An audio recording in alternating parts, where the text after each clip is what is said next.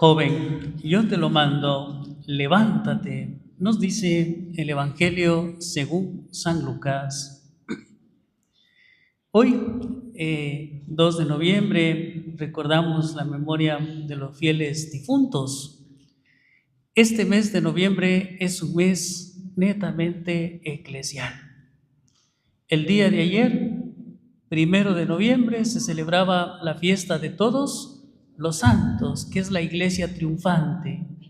Hoy, la memoria de los fieles difuntos, que es la iglesia purgante.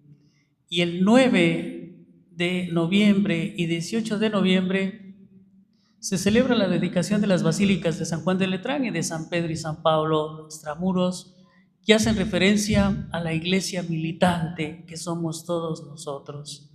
Es decir, las tres iglesias, como se hace en común en cada Eucaristía, están presentes las tres iglesias celebrando cada Eucaristía: la iglesia triunfante, la iglesia purgante y la iglesia militante.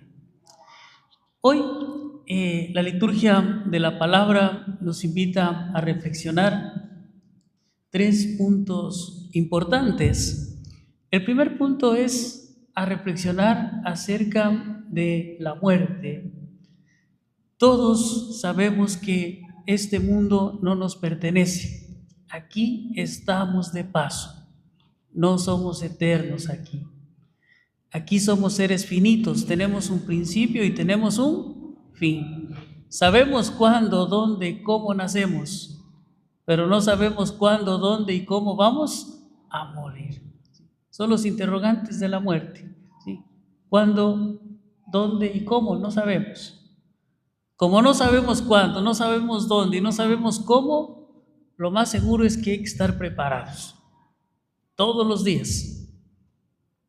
¿Cómo nos preparamos? Estando en gracia de Dios. Recuerden, nadie muere la víspera, sino el día, cuando el Señor nos llama. El resto es un pretexto. La enfermedad, el accidente, lo que sea, es un pretexto. Ya cuando se ha cumplido nuestra misión para la que fuimos enviados y cuando el Señor nos llama, ya no hay nada que hacer. A veces muchos nos preguntamos: Señor, ¿y por qué te lo llevaste? ¿O por qué te la llevaste? Y la pregunta correcta es: Señor, ¿y por qué me tienes aún a mí aquí con vida? Eso es lo importante. ¿Por qué aún nos tiene a nosotros? ¿Será que todavía tenemos un pendiente, cierto? Por eso todavía seguimos peregrinos en este mundo. Quedarnos solo con el dolor de la muerte es quedarnos en el Viernes Santo. Y por eso, ¿sí?, sabemos que los cristianos no somos solo del Viernes Santo. Tenemos que dar ese gran paso, ¿sí?, que es el domingo de resurrección.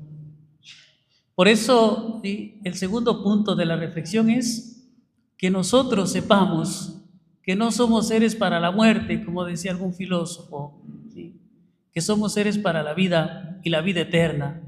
Por tanto, ¿sí?, nosotros debemos saber, ¿sí?, que la muerte no es el final, sino es el principio de la vida verdadera.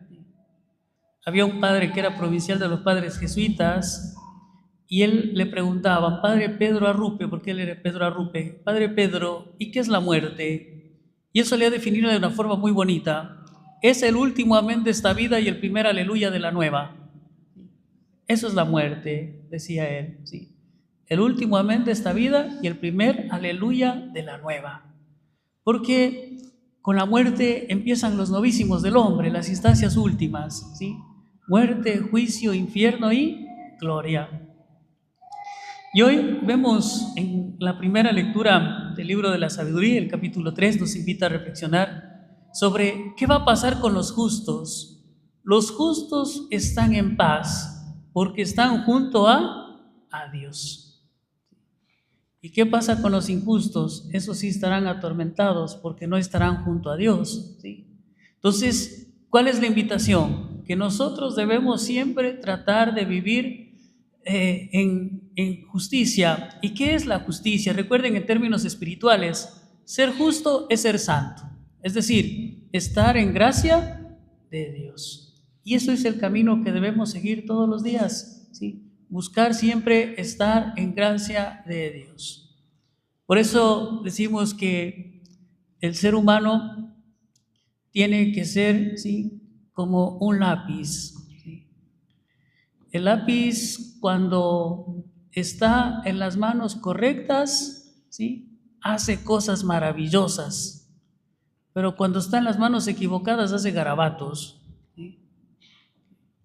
¿Cierto? Si el lápiz cae en las manos de un artista, hará un hermoso dibujo. Si cae en las manos de un escritor, un hermoso escrito. Si cae en un poeta, un hermoso poema. Si cae en las manos de uno que no sabe hacer nada, pues no hará nada, hará garabatos. Por eso nosotros debemos ponernos en buenas manos. ¿Y cuáles son esas buenas manos? Las manos de Dios. Y así como el lápiz tiene un borrador para borrar y corregir, también nosotros tenemos un borrador que es Cristo, que ahí borra nuestros pecados. Cuando nos acercamos a Él y cuando nos confesamos, nuestros pecados quedan borrados. Por eso hay que mirar siempre, tratar de ponernos en las manos correctas, en las manos de Dios. Y Él va a hacer de nosotros unas obras maravillosas. Por eso dejemos que sea Dios el que dirija nuestra vida. Porque si dejamos que las personas dirijan nuestra vida, van a hacer garabatos con nosotros. Pero si dejamos que Dios dirija nuestra vida, van a hacer unas maravillosas obras de arte, unos maravillosos escritos, maravillosos poemas con nuestra vida. Y hoy hemos escuchado en el Evangelio según San Lucas, y es el tercer punto, mirar nuestra propia realidad, en la que estamos, en la que existimos, en la que nos movemos. Que la muerte es un hecho, tarde o temprano nos va a llegar, ¿sí? Por tanto, saber que está ahí.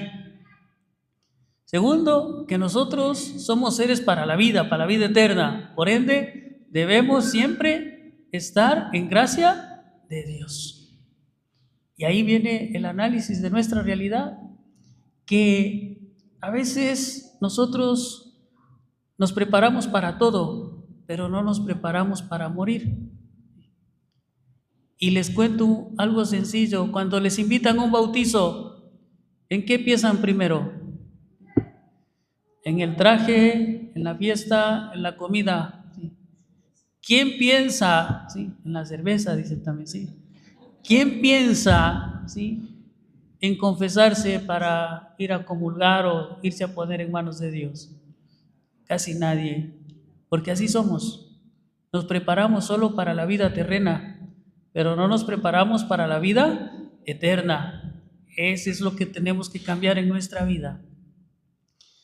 Otro ejemplo y enseñanza que nos da Jesús: cuando uno se muere, no se lleva nada, ahí queda todo.